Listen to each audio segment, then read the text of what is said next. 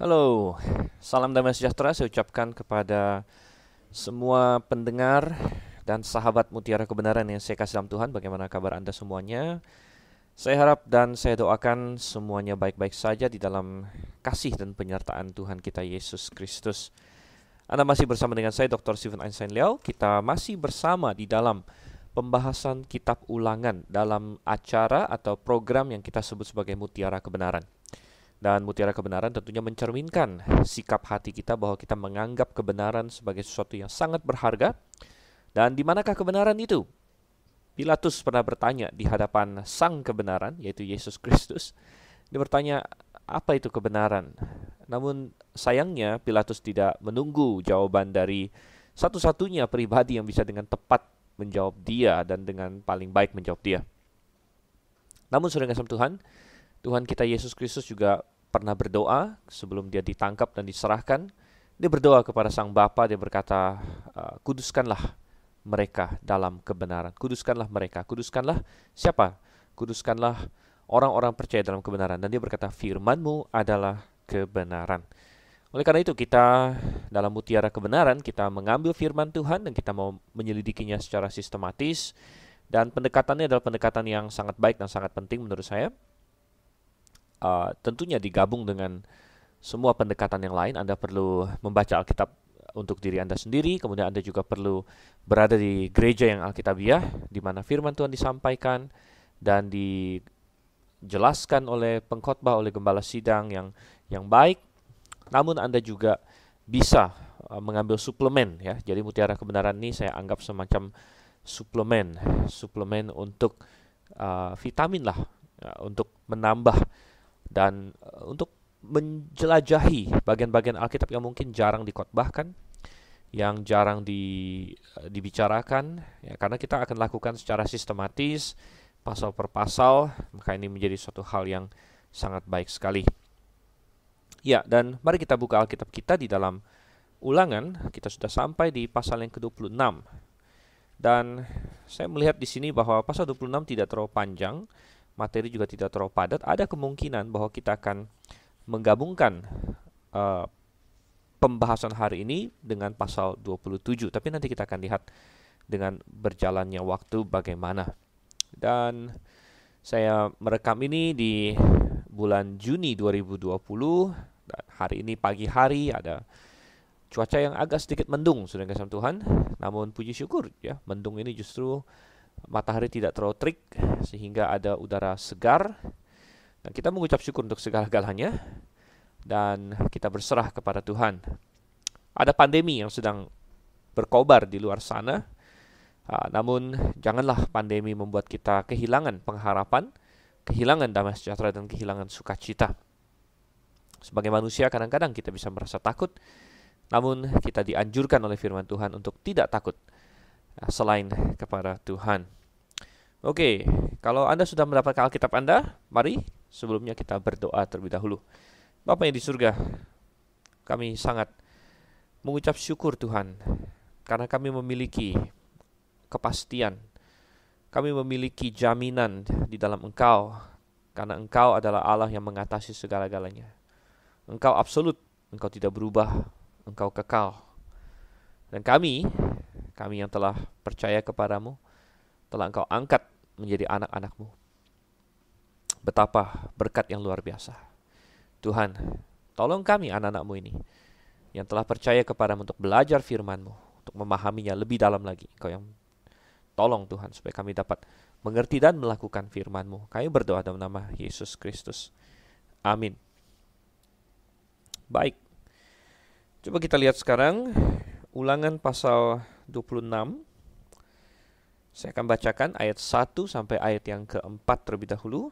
Apabila engkau telah masuk ke negeri yang diberikan Tuhan Allahmu kepadamu menjadi milik pusakamu, dan engkau telah mendudukinya dan diam di sana, maka haruslah engkau membawa hasil pertama dari bumi yang telah kau kumpulkan dari tanahmu yang diberikan kepadamu oleh Tuhan Allahmu, dan haruslah engkau menaruhnya dalam bakul, kemudian pergi ke tempat yang akan dipilih Tuhan Allahmu untuk membuat namanya diam di sana.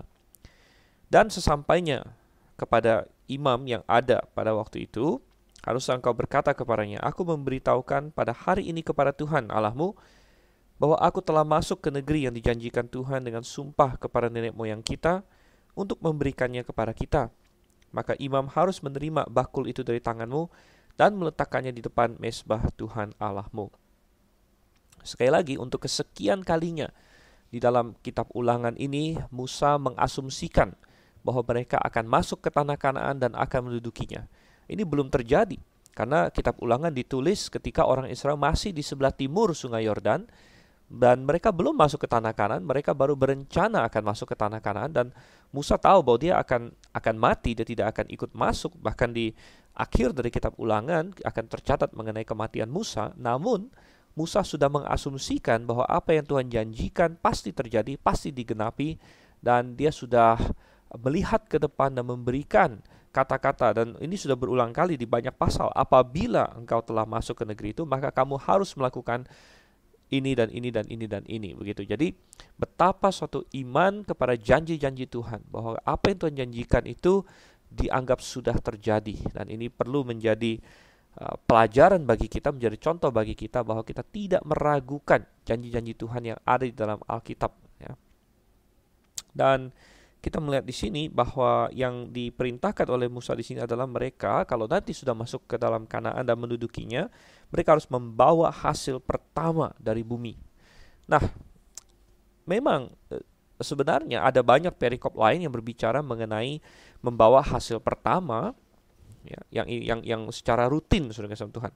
Misalnya di Bilangan pasalnya yang ke-18, di situ ada bicara mengenai ada buah pertama yang harus dibawa, ya. Kemudian ada prinsip umum juga di dalam misalnya Amsal pasal 3 ayat 9. Ini adalah ayat dikatakan, muliakanlah Tuhan dengan hartamu dan dengan hasil pertama dari segala penghasilanmu, maka lumbung-lumbungmu akan diisi penuh sampai melimpah-limpah, dan bejana pemerahanmu akan meluap dengan air buah anggurnya. Jadi dalam pengertian tertentu, memberikan hasil pertama dari tiap-tiap musim menuai, begitu ya. Tiap-tiap tahun kan ada musim menuai dan ada hasil pertama yang diberikan kepada Tuhan, itu sudah menjadi kewajiban orang Israel. Namun yang dituliskan di Ulangan pasal 26 ini sepertinya ini adalah pemberian hasil pertama yang unik, yaitu pemberian hasil pertama yang benar-benar pertama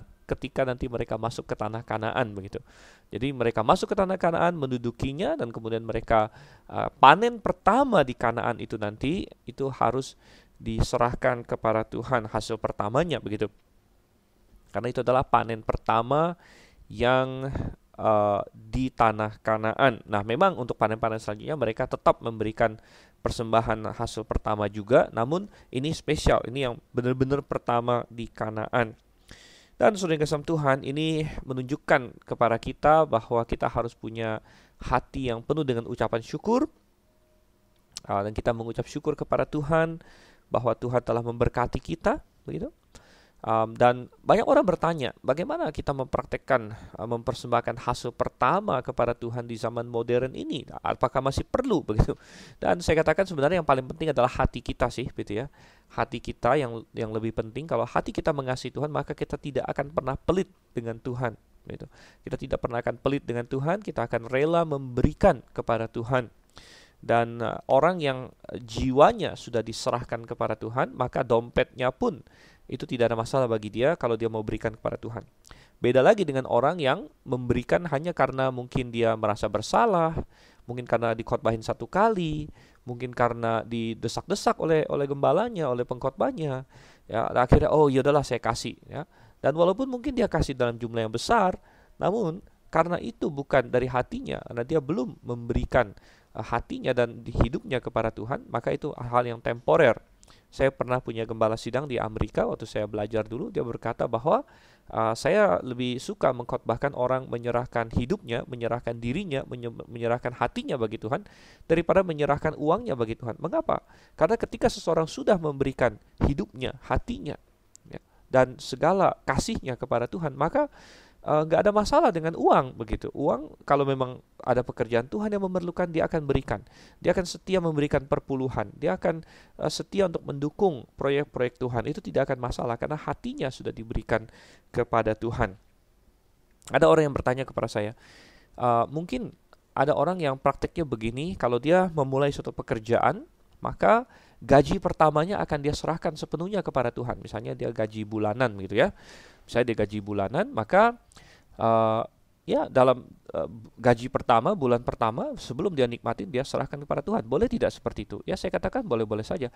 Apakah saya katakan harus? Saya tidak berkata harus juga ya, karena memang sistemnya berbeda, saudara Tuhan. Namun kalau ada orang yang punya iman demikian, Tuhan pasti menghargai iman itu, saudara Tuhan. Tuhan pasti menghargai iman itu. Ada orang yang mau melakukan itu, silakan. Saya tidak katakan itu harus atau itu interpretasinya bagaimana kita harus melakukan di masa perjanjian baru sekarang.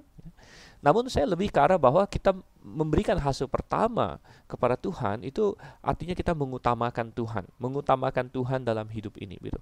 Hasil pertama itu apa sih? Memang kalau di dalam masyarakat yang agrikultural, maka mereka akan panen ya, dan mereka akan panen, dan panennya itu tidak serentak dalam satu hari. Biasanya panennya itu bisa dalam suatu jangka waktu yang cukup panjang, bisa beberapa minggu panen itu begitu kan. Dan mereka akan kerja, tapi dan memberikan hasil pertama itu adalah suatu tindakan iman, karena belum sempat dia nikmatin sendiri, dia sudah berikan yang pertama kepada Tuhan, dan dia masih beroperasi dengan iman bahwa hasil-hasil panen selanjutnya akan bagus begitu. Jadi hasil panen pertamanya ini dia berikan kepada Tuhan, dan ini memberitahu kita bahwa ini adalah orang yang mengutamakan Tuhan dalam hidup ini melebihi kepentingan dia sendiri gitu ya.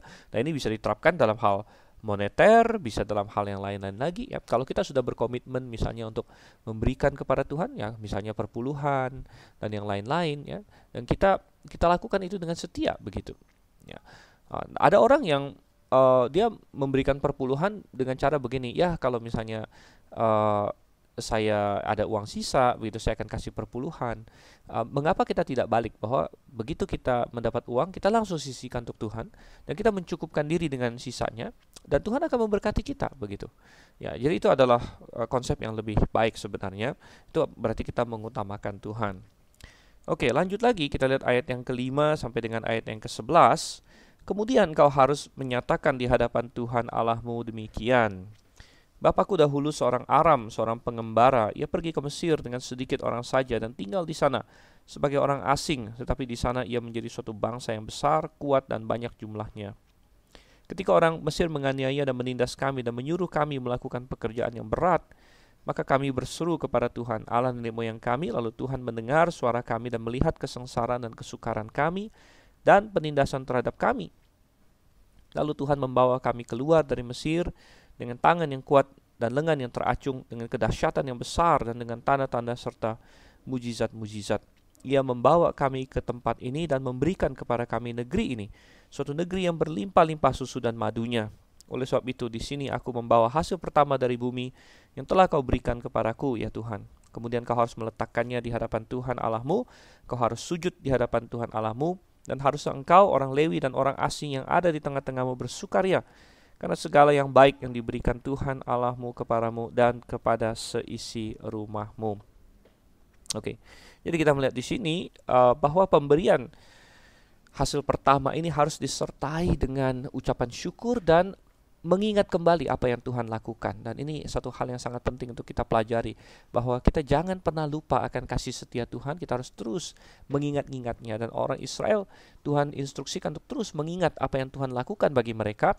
Dan bagi orang Israel waktu itu yang harus mereka selalu ingat adalah penyelamatan dari Mesir ya. Penyelamatan dari Mesir ini harus diingat-ingat dan terus diulang-ulang, diajarkan ke generasi yang berikutnya, diingat-ingat lagi dan lain sebagainya. Dan adalah baik bagi kita juga untuk melakukan hal yang sama. Kita mengingat, tentu kita bukan orang Israel hari ini, kita bukan diselamatkan dari Mesir, namun kita diselamatkan dengan keselamatan yang lebih besar lagi, saudara Tuhan. Keselamatan yang kekal. Ya, kalau penyelamatan dari Mesir itu justru hanyalah tipologi, hanyalah gambaran. Memang benar-benar terjadi penyelamatan dari Mesir. Saya bukan berkata itu mitos atau bohongan, itu benar-benar terjadi, tetapi itu adalah gambaran tentang suatu penyelamatan yang lebih besar lagi, yaitu penyelamatan kita dari neraka, saudara Tuhan, dari dosa, penyelamatan kita dari murka yang tercurah kepada orang-orang berdosa. Sungguh luar biasa. Dan Ketika kita mengingat itu, maka kita akan selalu mengucap syukur kepada Tuhan. Perhatikan bagaimana Tuhan menginstruksikan orang Israel di sini. Mereka harus sadar betapa mereka bermulai dari awal yang rendah begitu. Uh, Banyak orang menjadi sombong dan tidak rendah hati kalau dia menganggap dirinya lebih dari yang seharusnya, begitu kan? Dan orang Israel diingatkan bahwa oh tidak ya, dia harus berkata begini, Bapakku dahulu seorang Aram, katanya di ayat 5 ya. Siapa ini bapaknya dahulu orang Aram, Saudara? Ini bicara mengenai Abraham, Ishak dan Yakub. Dan orang Israel kadang-kadang bangga, oh saya orang Israel, saya orang Israel, Israel adalah pilihan Tuhan. Namun saudara kasih Tuhan, mereka harus ingat bahwa bahkan bapak leluhur mereka Abraham, apakah Abraham bisa dikatakan orang Israel? Ya tidak, karena belum ada Israel waktu itu. Bahkan Israel akan muncul dari dia. Ishak juga bukan orang Israel. Yakub juga secara teknis bukan orang Israel. Malah Yakub nanti yang namanya akan diubah menjadi Israel dan kemudian akan menurunkan bangsa itu. Jadi secara kalau kita bilang apa ya, nasionalitas begitu, mereka bisa dibilang orang Aram gitu. Kalau dalam bahasa KJV disebut orang Syrian kalau saya tidak salah. Ya, Syrian ya. Syrian itu ya Aram gitu. Jadi kita melihat di sini kita harus ingat bahwa kita ini bukan siapa-siapa. Tuhan tidak punya kepentingan dan tidak punya keharusan untuk memberikan kasih karunia kepada kita sebenarnya, melainkan hanya karena kasihnya begitu. Karena kasihnya yang begitu besar, itulah yang terjadi. Oke. Dan kita melihat di sini bagaimana kita harus ingat perbuatan Tuhan yang luar biasa untuk menyelamatkan kita. Kalau di kasus orang Israel, bagaimana dengan berbagai mukjizat dengan tangan yang teracung. Dan kalau kita hari ini, kita harus ingat betapa Tuhan Yesus datang juga dengan berbagai mukjizat menyatakan diri Mesias. Namun sebagai puncaknya dia mati di atas kayu salib untuk menebus dosa-dosa kita, untuk menebus kita dari dosa-dosa kita, untuk menyelamatkan kita. Dan kita harus ingat ini selalu. Makanya ordinansi di dalam gereja salah satunya adalah baptisan yang dilakukan satu kali saja kalau asal alkitabiah cukup. Tetapi kemudian ada yang dilaksanakan berulang-ulang, yaitu perjamuan Tuhan, saudara. Perjamuan Tuhan ya, bukan perjamuan kudus. Banyak gereja salah, dia sebut perjamuan kudus seolah-olah perjamuan itu menguduskan. Dan ada banyak sekali praktek yang salah tentang perjamuan ini. Ada yang dijadikan jimat, dijadikan obat, dijadikan apa segala macam, bukan. Tapi ini perjamuan Tuhan untuk mengingat Tuhan dan saudara kasih Tuhan. Dan mengingat Tuhan ini bukan obat jasmani, melainkan mengingat Tuhan ini adalah obat rohani, saudara, obat rohani. Sehingga ketika kita mengingat terus apa yang Tuhan lakukan seperti orang Israel diperintahkan di sini, maka kita akan penuh dengan ucapan syukur, kita akan menjauhi dosa, kita akan lebih berpegang kepada perintah Tuhan kita. Oke. Dan kita lihat lagi di sini.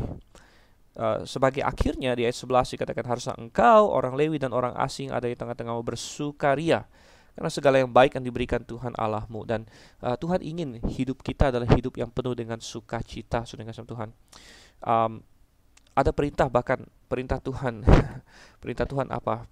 Kita buka di dalam 1 Tesalonika pasal 5 ayat 16, bersukacitalah senantiasa. Bersukacitalah senantiasa. Saudara kasih Tuhan, kadang-kadang di masa pandemi ini ada banyak orang merasa susah ya bersukacita ya. Ingat, saya merekam ini saat pandemi. Saya tidak tahu Anda mendengar ini kapan, mungkin pandemi sudah lewat, mungkin masih ada, entah, saya tidak tahu. Saya tidak bisa tahu masa depan. Saya tidak tahu Anda tahun berapa mendengar ini.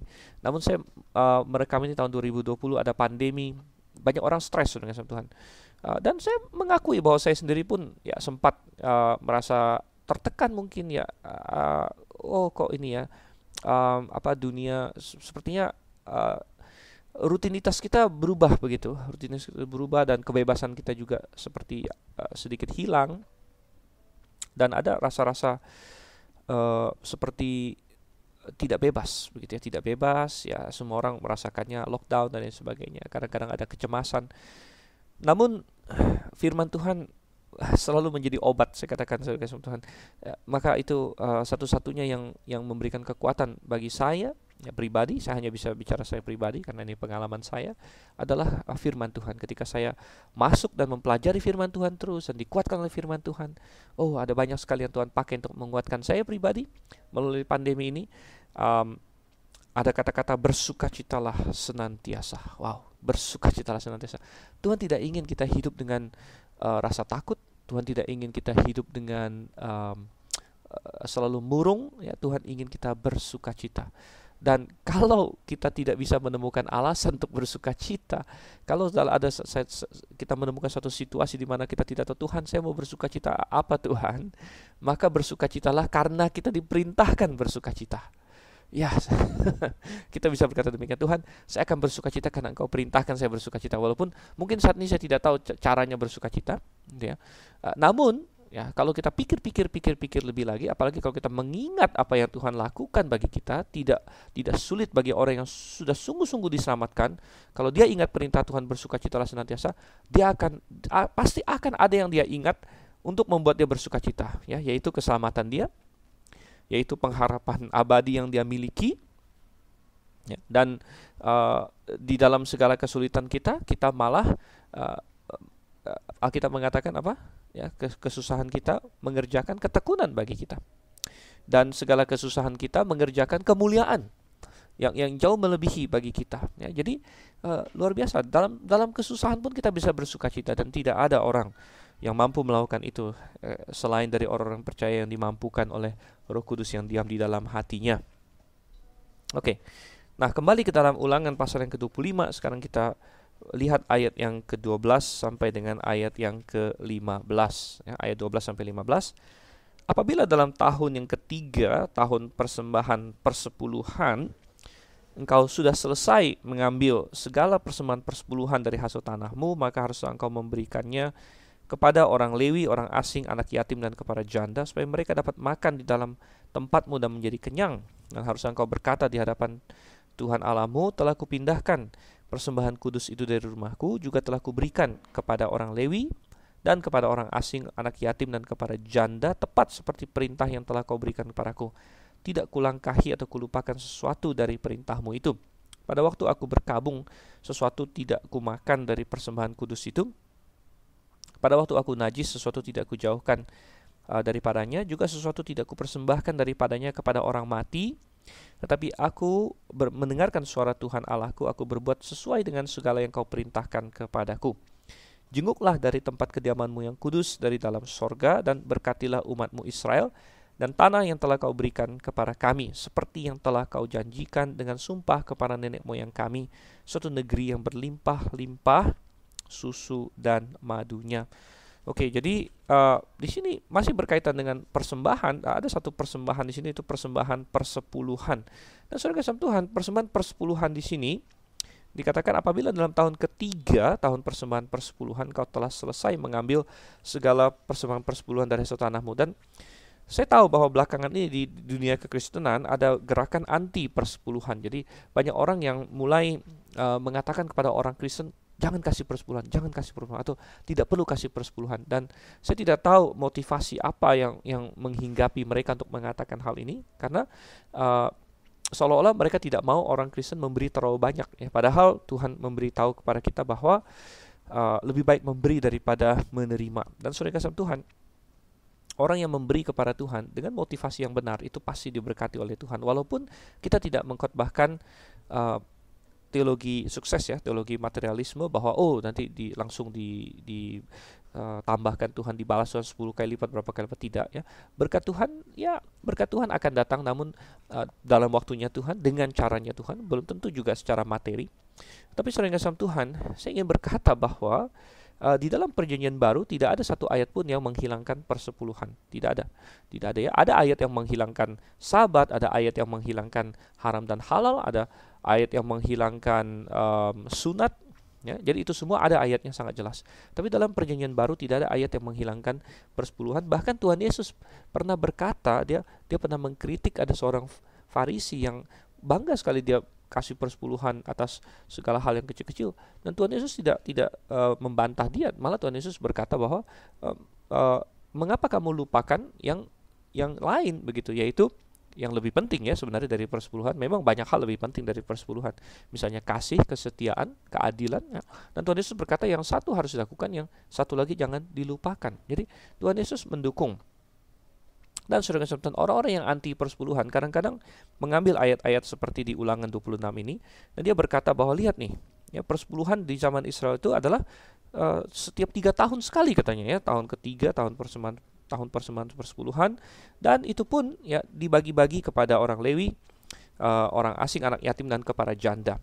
Sebenarnya hal ini sudah kita bahas di pasal-pasal sebelumnya, yaitu di pasal, coba saya buka lagi, Ulangan pasalnya yang ke-14. Ini sudah kita bahas sebenarnya di sesi itu waktu itu. Dan sebenarnya ini adalah karena kita harus mensinkronkan semua firman Tuhan ya di dalam Bilangan 18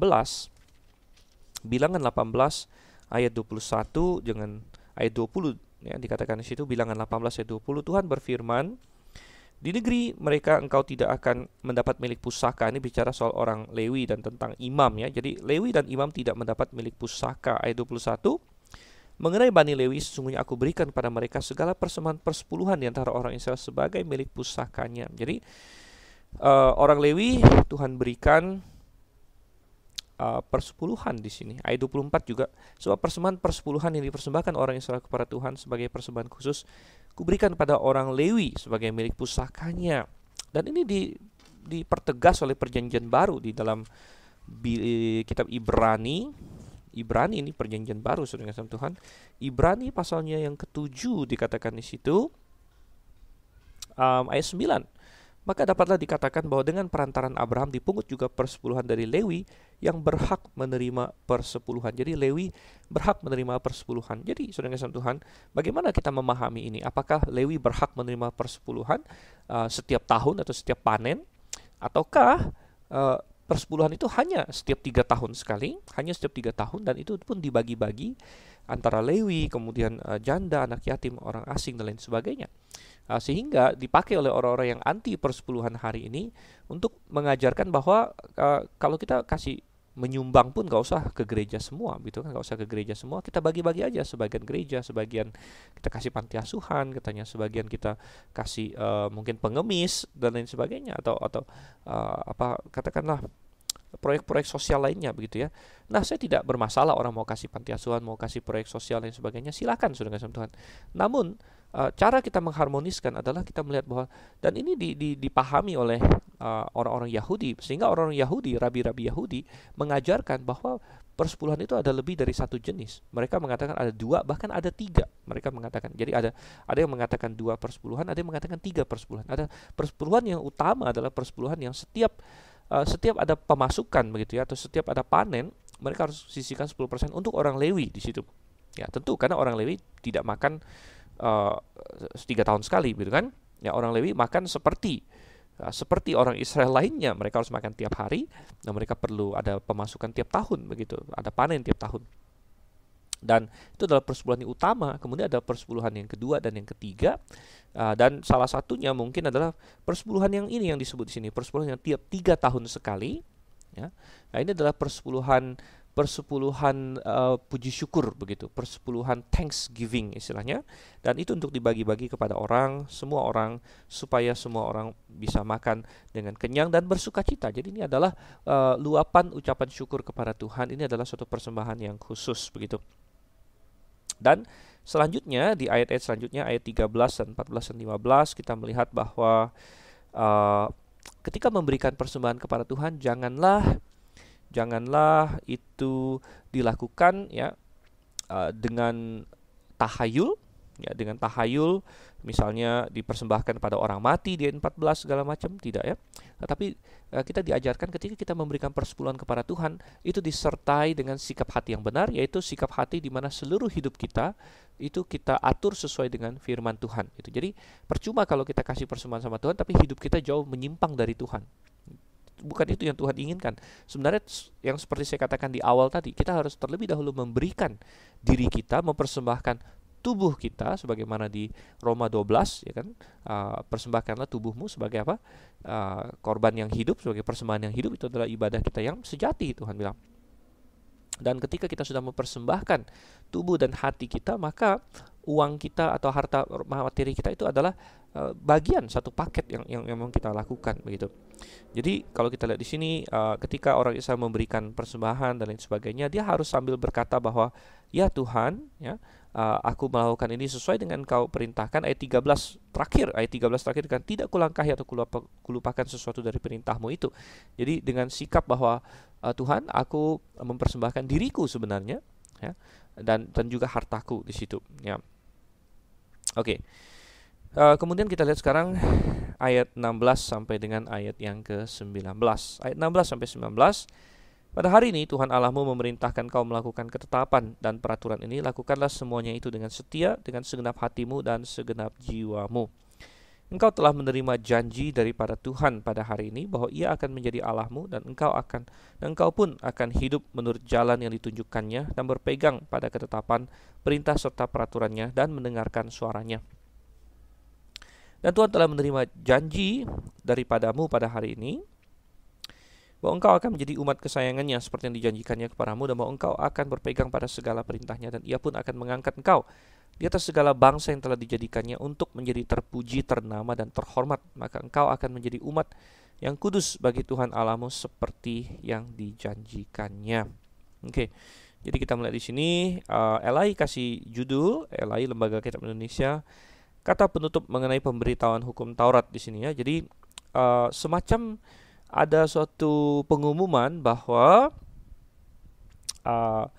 dan kita harus ingat bahwa memang di pasal 26 ini semacam menutup suatu bagian dari kitab Ulangan, karena mulai nanti masuk pasal 27 ini sudah suatu bagian yang lain lagi, di mana Tuhan memberikan kutuk dan berkat bagi orang yang melakukan hukum. Tetapi diingatkannya hukum tersebut itu sudah sampai pasal 26. Itu dimulai dari pasal 1 sebenarnya. Pasal 1 masih bicara soal sejarah mereka, tapi mulai dari pasal yang ke-4 gitu ya. Mulai dari pasal 4, Ulangan pasal 4 ayat 1, maka sekarang hai orang Israel, dengarlah ketetapan dan peraturan yang kuajarkan kepadamu untuk dilakukan. Jadi pasal 1 sampai 3 berfokus ke mengulangi sejarah ya. Namanya juga kitab Ulangan, ingat ya. Jadi Musa mengulangi sejarah mereka. Nah, mulai dari pasal 4 sampai pasal 26 Musa mengulangi berbagai peraturan dan dia beri penekanan dan dia ingatkan lagi begitu. Dan akhirnya ditutup di pasal 26. Tuhan bilang, "Oke, sekarang kalian sudah diingatkan lagi akan semua peraturan itu." Dan mereka bagaikan membuat suatu kontrak, suatu perjanjian itu. Nah, ini perjanjian nih kan. Ayat 17, engkau telah menerima janji daripada Tuhan pada hari ini. Jadi mereka bikin perjanjian, mereka bikin kalau bahasa legal sekarang kontrak. Dan perjanjian yang Tuhan bikin ada beberapa jenis. Ada perjanjian yang tidak bersyarat seperti perjanjian Tuhan kepada Nuh, perjanjian Tuhan kepada Abraham. Tapi juga ada perjanjian yang bersyarat seperti yang dia buat dengan Musa, dengan orang Israel di sini, yaitu bahwa kalau mereka hidup menurut jalan yang Tuhan tunjukkan, maka Tuhan akan membuat mereka menjadi umat kesayangan dan akan ayat 19, mengangkat engkau di atas segala bangsa yang telah dijanjikannya gitu ya. Dan kalau mereka taat sama Tuhan, Tuhan akan memberkati mereka. Itu intinya dari perjanjian ini. Oke, dan kita masuk ke pasal 27 sekarang. Seperti yang tadi kita sudah prediksi bahwa sepertinya dua pasal ini bisa kita gabung menjadi satu gitu ya. Dan kita baca dulu pasal 27 ayat 1 sampai dengan ayatnya yang ke-10. Saya akan bacakan. Lagi Musa dan para tua-tua Israel memerintahkan para bangsa itu, berpeganglah pada segenap perintah yang kusampaikan kepadamu pada hari ini. Dan pada hari kamu menyeberangi sungai Yordan ke negeri yang diberikan kepadamu oleh Tuhan Allahmu, maka harus engkau menegakkan batu-batu besar dan mengapurnya. Lalu pada batu itu haruslah kau tuliskan segala perkataan hukum Taurat ini. Sesudah engkau menyeberang, supaya engkau masuk ke negeri yang diberikan kepadamu oleh Tuhan Allahmu, suatu negeri yang berlimpah-limpah susu madunya, seperti yang dijanjikan kepadamu oleh Tuhan Allah nenek moyangmu. Dan sesudah kamu menyeberangi sungai Yordan, maka haruslah batu-batu itu yang telah kuperintahkan kepadamu pada hari ini, kamu tegakkan di gunung Ebal dan kau kapuri. Juga haruslah kau dirikan di sana mesbah bagi Tuhan Allahmu, suatu mesbah dari batu yang tidak boleh kau olah dengan perkakas besi. Dari batu yang tidak dipahat haruslah kau dirikan mesbah Tuhan Allahmu itu, dan di atasnya haruslah kau persembahkan korban bakaran kepada Tuhan Allahmu. Juga harus engkau mempersembahkan korban keselamatan, memakannya di sana dan bersukaria di hadapan Tuhan Allahmu.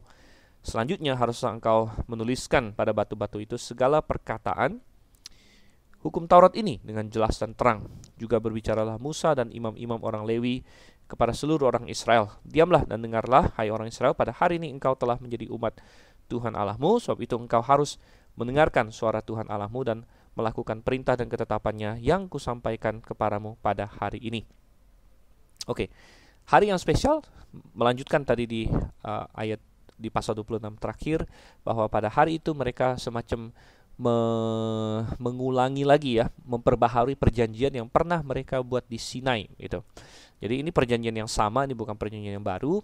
Kalau perjanjian baru itu nanti lagi gitu ya. Ini namanya perjanjian baru. Tapi ini masih perjanjian yang sama, perjanjian yang diikat di Sinai dan diulangi di seberang Sungai Yordan, di sebelah timur Sungai Yordan di sini. Pada hari ini engkau menjadi umat Tuhanmu katanya ya. Dan pembaharuan ini perlu karena ini generasi yang baru. Ingat, generasi yang lama hampir sudah mati banyak sekali, tentu yang di atas 20 tahun sudah mati semua waktu mereka keluar dari Mesir, di atas 20 tahun gitu ya. Dan yang tersisa adalah yang 20 tahun ke bawah. Jadi mereka ini sudah menjadi tua-tuanya sekarang gitu. Sudah menjadi tua-tuanya. Kalau 40 tahun muter-muter di padang gurun, berarti mereka maksimum berumur 60 tahun sekarang.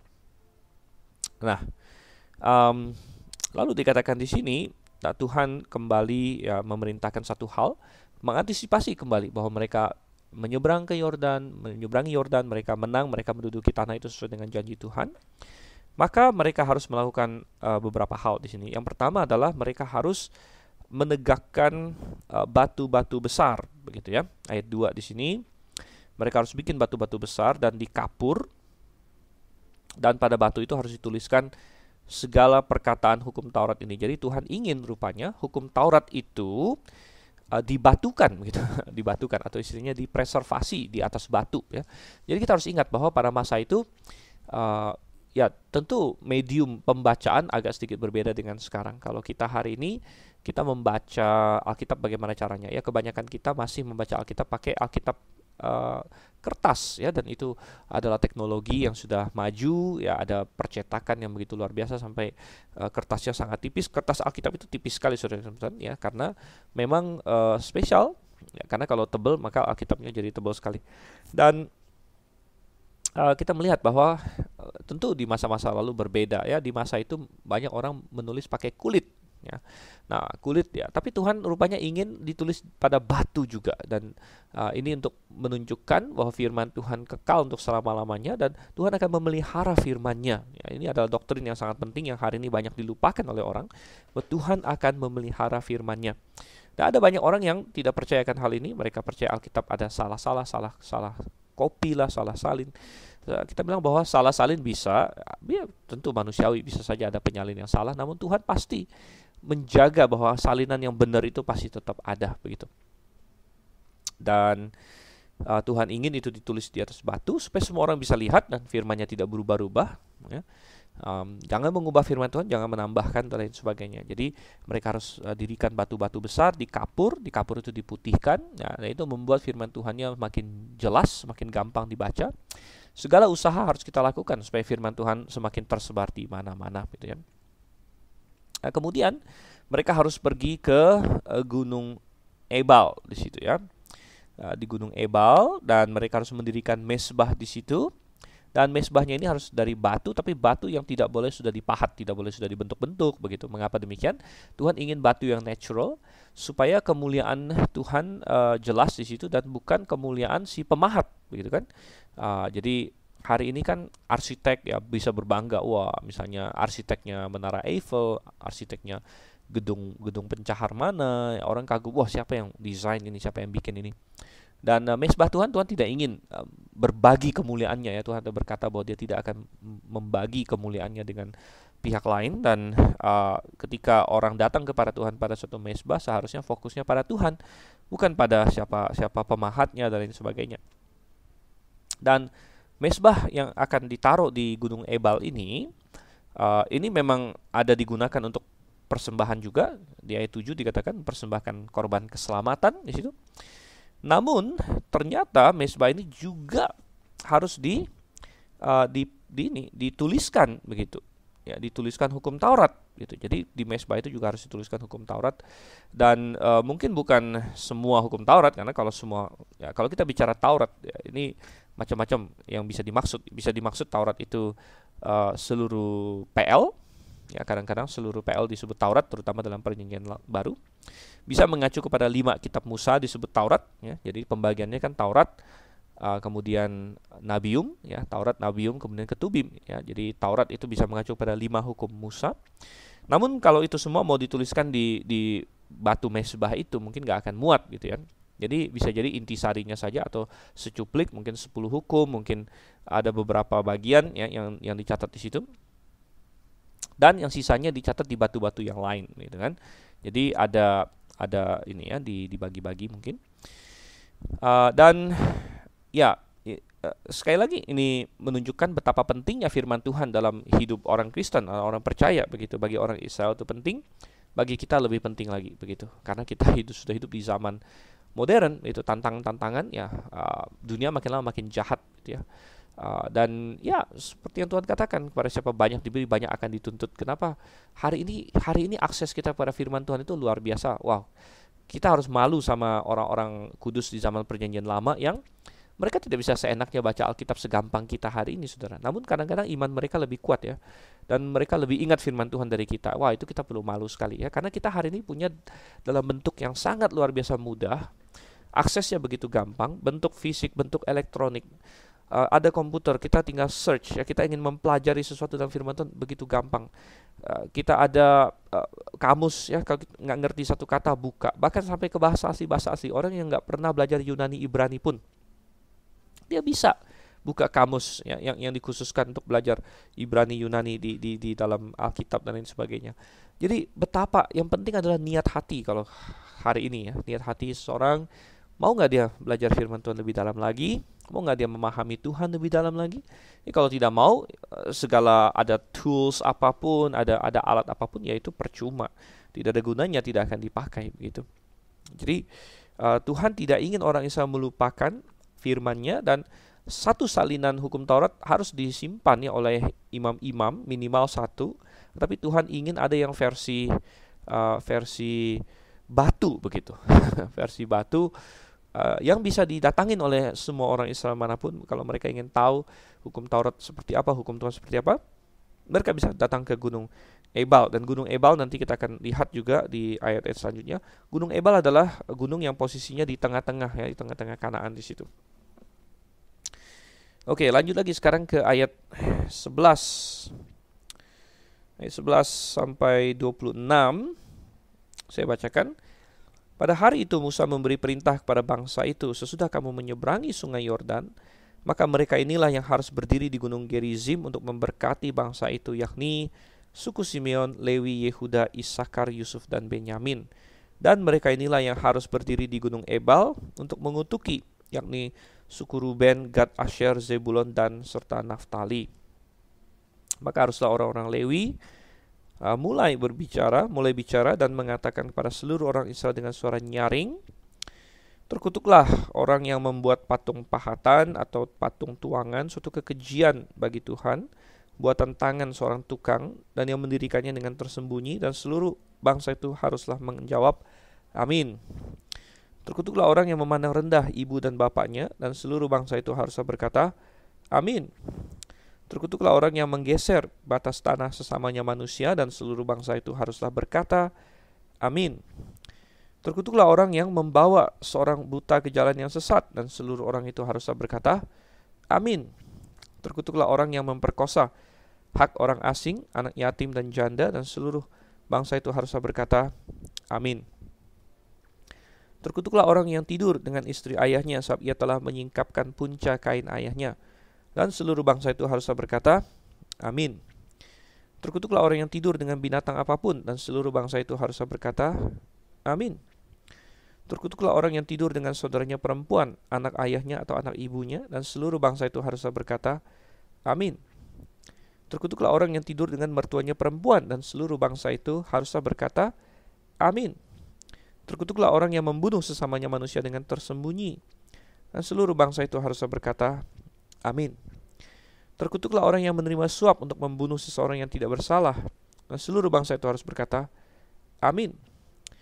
Terkutuklah orang yang tidak menepati perkataan hukum Taurat ini dengan perbuatan, dan seluruh bangsa itu haruslah berkata, amin. Oke. Jadi rupanya memasuki Kanaan ada beberapa ritual yang harus dilakukan oleh orang Israel, beberapa hal yang harus mereka lakukan, yaitu salah satunya di sini adalah mereka harus berdiri, ya, 6 suku rupanya ditaruh Tuhan, diinstruksikan Tuhan berdiri di Gunung Gerizim, 6 suku yang sudah didaftar, suku-sukunya mana saja, di 12 dan 13 di sini. 6 di Gerizim, 6 di Gunung Ebal. Mengapa dipilih kedua gunung ini? Jadi ada beberapa alasan. Kalau kita lihat secara geografis, Gunung Gerizim dan Gunung Ebal memang adanya di pertengahan Kanaan, gitu ya, di tengah-tengah Kanaan. Dan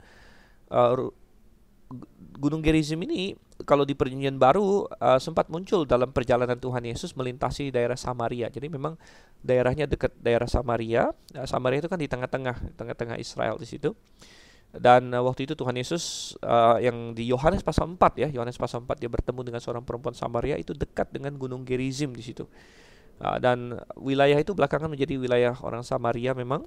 Ya, dan ada Gunung Gerizim dan orang Samaria akhirnya menyembah Tuhan di atas Gunung Gerizim, gitu ya, menggantikan Yerusalem gitu. Dan jadi ada di tengah-tengah situ.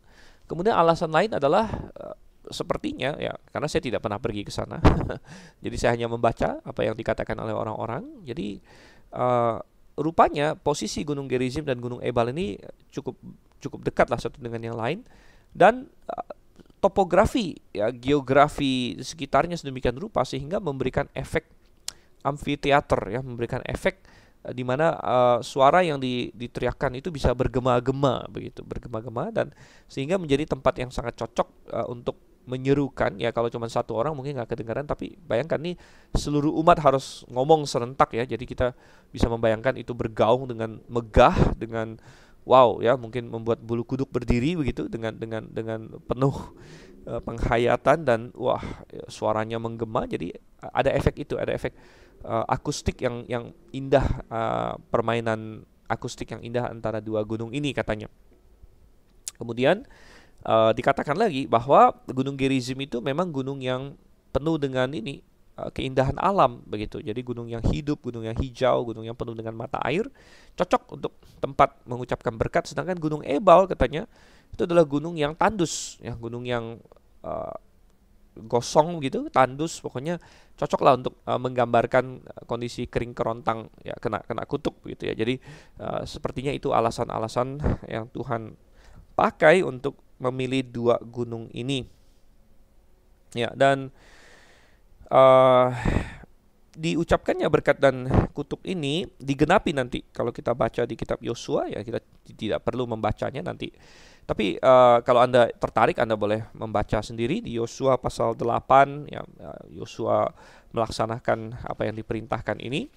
Bahkan sebelum Kanaan ditaklukkan semua gitu, mereka baru mengalahkan Yeriko. Ya, kemudian mereka sempat terpukul kalah di Ai, ingat ya, karena ketidaktaatan Akan, ya. Tapi kemudian Tuhan restorasi setelah Akan dihukum, dan mereka mengalahkan Ai. Dan setelah mereka mengalahkan Ai, itulah mereka akhirnya melaksanakan apa yang dikatakan di sini di Ulangan 27. Dan sepertinya itu adalah karena Yosua, ya, mungkin dia masih was-was ya bahwa orang Israel bakal tidak taat lagi sama Tuhan, jadi dia mau cepat-cepat menyelesaikan perintah atau pesanan ini gitu ya. Selagi toh memang Ai sudah lumayan dekat ke Gunung Gerizim, Ebal di sana ada sekitar 25 mil katanya ya dari Ai ya. Jadi dekat sekali juga enggak, tapi lumayan lah gitu. Jadi akhirnya Yosua lakukan itu. Nah, mengenai ucapan berkat dan kutuknya sendiri itu ada di ayat 16 sampai 26. Mungkin ada berkata, kok ini cuma kutuk doang, berkatnya apa gitu kan? Berkatnya ya mungkin tidak usah ditulis lagi karena sudah diasumsikan bahwa yang tidak melakukan semua ini berarti diberkati gitu kan. Yang tidak melanggar hukum Tuhan berarti diberkati. Ya, atau ada kata-kata berkat yang sengaja tidak dicatatkan bagi kita gitu. Dan mengenai kata-kata kutuknya itu sendiri, kebanyakan cukup jelas ya. Coba kita lihat di sini beberapa di antaranya. Ayat 16. Terkutuklah orang yang memandang, ayat 15 dulu. Orang yang membuat patung pahatan, ya ini jelas, ini kutuk terhadap penyembah berhala karena melanggar hukum pertama dan hukum kedua, jangan ada padamu Allah lain, ya, dan lain sebagainya. Itu sangat jelas sekali. Kemudian ayat 16, orang yang memandang rendah ibu dan bapaknya melanggar hukum kelima. Dan menarik bahwa mulai dari Tuhan, lalu yang kedua disebut adalah orang tua, begitu. Karena orang tua memang terutama di fase-fase awal hidup seseorang itu adalah dari orang tua lah dia mengenal otoritas ya, dan diperkenalkan kepada Tuhan, begitu. Jadi orang tua adalah perwakilan Tuhan untuk mendidik seorang anak di jalan yang benar, dan orang tua akan memberi pertanggungan jawab atas bagaimana mereka membesarkan anak. Namun setiap anak adalah individu masing-masing. Jadi ada orang tua yang sudah melakukan the best ya, atau sudah mengajarkan dengan benar, namun anaknya tetap menyimpang, ya itu bukan salah orang tuanya, gitu. Jadi orang tua akan memberikan pertanggungan jawab, namun tiap-tiap anak terlebih lagi akan memberikan pertanggungan jawab. Dan kalaupun ada anak yang hidup di bawah orang tua yang kurang benar, namun tidak melepaskan juga tanggung jawab dia pribadi sebenarnya, karena dia pasti akan menerima kebenaran dari sumber yang lain juga untuk mengarahkan dia. Ayat 17, terkutuklah orang yang menggeser batas tanah sesamanya manusia. Ini sudah pernah kita bahas, ada di pasal sebelumnya. Jangan menggeser batas tanah, itu perbuatan curang, itu mencuri tanah orang, gitu ya. Kalau kita aplikasikan, jangan menggeser kebenaran juga, gitu ya. Ayat 18, terkutuklah orang yang membawa orang buta ke jalan yang sesat. Ya, ini bicara mengenai orang yang kejam ya. Masa udah tahu orang buta sengaja disesatkan, begitu ya. Nah, namun kalau kita lihat secara rohani atau kita kaitkan dengan masalah doktrin, ya betapa lebih parahnya lagi orang yang menyesatkan orang yang tidak mengerti kebenaran, ya, atau orang yang buta rohani disesatkan secara rohani, itu lebih parah lagi, saudara Tuhan. Dan Tuhan Yesus sudah mewanti-wanti ya, ada orang buta yang menuntut orang buta, gitu. Jadi sebenarnya kita harus hati-hati. Ada banyak orang hari ini yang berguru kepada orang yang nggak ngerti kebenaran, ya, atau bergereja di gereja yang tidak ada kebenaran di dalamnya, begitu, tidak ada kebenaran, dan sama sekali berbeda dengan Alkitab. Wah, ini benar-benar orang buta menuntut orang buta, gitu. Tuhan Yesus pernah berkata bahwa celakalah orang yang penyesatan memang harus ada, Tuhan bilang, tapi celakalah orang yang menyesatkan yang paling kecil, anak kecil saja disesatkan. Lebih baik batu kilangan ya diikat ke lehernya, kemudian dia dicampakkan ke laut. Oke, 19. Atau sebelum ayat 19 saya ingin tekankan lagi, makanya sangat penting bagi kita untuk memperhatikan kebenaran. Ada orang yang hari ini dia tidak mau peduli dengan kebenaran, tidak peduli dengan doktrin, tidak mau mengecek dari Alkitab, benar nggak sih ya? Oh, gereja saya misalnya doa sama Maria, benar nggak sih? Boleh nggak sih itu? Ada nggak sih di Alkitab doa sama Maria, gitu? Gereja saya baptis bayi, ada nggak sih baptis bayi? Ataukah Alkitab berkata bahwa syarat baptisan adalah orang itu harus percaya, gitu? Atau gereja saya mempercayai bahwa Tuhan Yesus hanya mati untuk orang pilihan saja, bahwa Allah membenci orang pilihan, ini Calvinis ya, limited atonement. Padahal Alkitab banyak sekali berkata bahwa Tuhan Yesus mati untuk semua manusia. Ya, jadi benar nggak sih ini? Ya, jadi kita harus mengecek satu persatu doktrin-doktrin kita agar semuanya selaras dengan apa yang Alkitab katakan, begitu. Ayat yang ke-19, terkutuklah orang yang memperkosa hak orang asing, anak yatim dan janda, gitu ya. Dan ini juga jelas orang penindas. Nah, dari ayat 20 sampai ayat yang ke-23 ada suatu seri berapa nih? 4 ayat. Ya, 4 ayat kutuk mengenai penyimpangan seksual. Jadi ada incest di sini, tidur dengan istri ayahnya, ya, dengan saudara perempuan lah, segala macam, mertua perempuan. Nih bicara soal incest. Kemudian ada juga bicara mengenai bestiality ya, atau tidur dengan binatang atau hubungan intim dengan binatang, suatu tindakan yang sangat terkutuk di sini. Menarik bahwa masalah seksual menyita 4 kutukan, 4 ayat di sini, dan ini memperlihatkan kepada kita betapa Tuhan menekankan kemurnian seksual bagi orang percaya, begitu. Dan ini bisa kita lihat kontrasnya dengan dunia. Dunia ya, salah satu tanda bahwa suatu kebudayaan, suatu negara itu sudah mulai hancur, itu adalah masalah seksualitas mereka. Ya, ketika secara seksual mereka menyimpang, seks bebas dan sebagainya, ini pertanda sudah kebudayaan ini akan hancur. Ya. Kita melihat ini yang terjadi Eropa, Amerika, dulunya sangat hebat, dulunya adidaya dan sebagainya. Ya. Amerika tahun 1800-an, wow, luar biasa, menjadi gudang misi, ya, misioneri dari sana Tuhan pakai. Inggris juga untuk menjabarkan Injil kepada semua orang. Namun akhirnya apa yang terjadi? Ya, iblis juga tahu. Iblis menyerang mereka, melemahkan gereja-gerejanya dan sebagainya. Akhirnya timbul revolusi seksual. Revolusi seksual setelah Perang Dunia Kedua. Akhirnya free sex menjadi bebas. Ya. Dan ya di Amerika, di Eropa sekarang bahkan kalau Anda masih perawan Anda diketawain gitu bahwa wah sepertinya malu begitu, wah saya masih perawan malu seperti tidak dapat pasangan atau apa begitu. Jadi sudah kacau-kacaunya ya. Dan sekarang makin kacau lagi LGBT ya.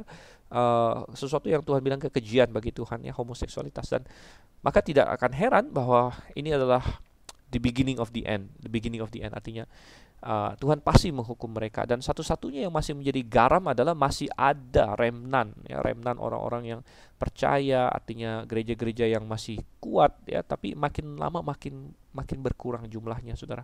Gereja-gereja Baptis independen, gereja-gereja fundamental di Amerika, di Eropa sudah hampir hilang semuanya, tapi di Amerika makin lama makin kurang ya. Kita mendoakan mereka gitu, dan Tuhan akan menghukum, dan oleh karena itu ya negara-negara barat mulai kehilangan pamornya, mulai kehilangan ya, dan kehilangan keadidayaan mereka karena bangsa yang meninggalkan Tuhan, wah Tuhan akan meninggalkan mereka.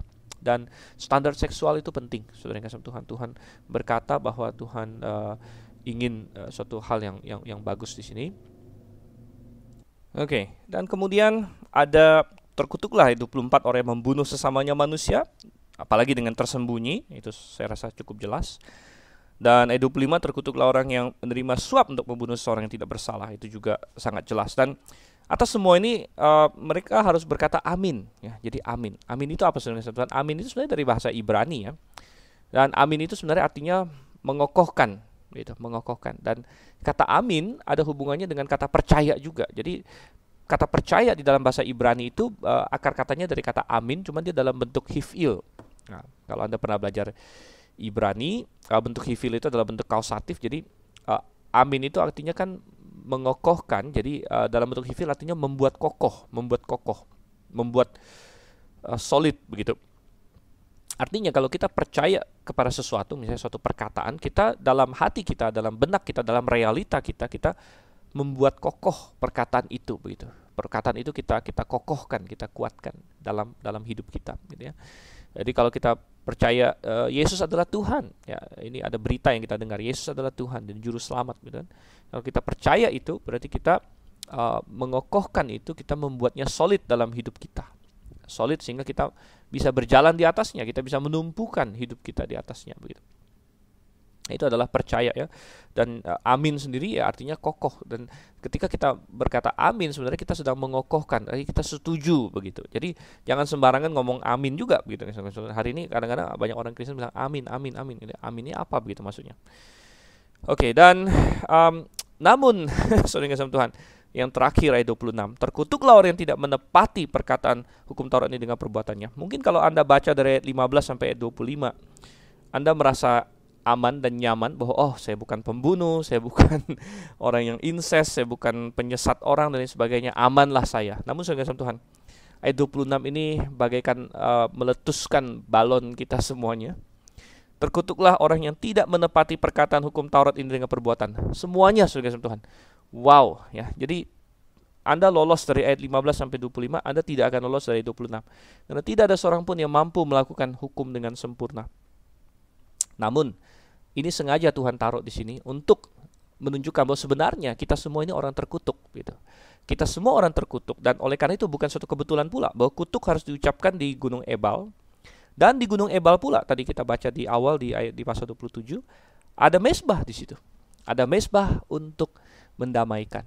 Mezbah untuk mendamaikan, dan kita semua adalah orang yang patut kena kutuk karena kita sudah melanggar hukum Tuhan. Terkutuklah ya. Tapi Yesus Kristus menjadi pendamaian. Ketika dia tergantung di atas kayu salib, dia menjadi kutuk bagi kita, dan kutuk yang seharusnya bagi kita ditaruhkan di atasnya. Dan puji syukur, hubungan kita dengan Tuhan bukan lagi didefinisikan oleh kemampuan kita melakukan hukum, tetapi didefinisikan oleh kasih karunia yang kita terima melalui iman ya, dan didefinisikan berdasarkan kebenaran Yesus Kristus. Nah, ini hal yang luar biasa. Jadi kalau Anda masih mencoba diselamatkan dengan kehebatan Anda menaati hukum Tuhan, saya katakan Anda pasti gagal gitu. Anda lolos ayat 15 sampai 25 pun Anda kena kayak 26. Kita semua adalah orang yang patut dikutuk sebenarnya. Namun puji syukur Yesus Kristus menyelamatkan kita. Sudahkah Anda menerima hal itu? Itu pertanyaannya. Mari kita tutup dalam doa. Terima kasih Tuhan untuk kasih setia kepada kami. Kiranya Engkau yang menolong supaya kami semakin paham firman-Mu, dapat melakukannya dengan sebaik-baiknya. Kami berdoa Tuhan dalam nama Yesus Kristus. Amin. Sampai di sini saudara yang kasih Tuhan. Kita akan berpisah gitu. Dan sampai sesi yang berikutnya. Maranatha.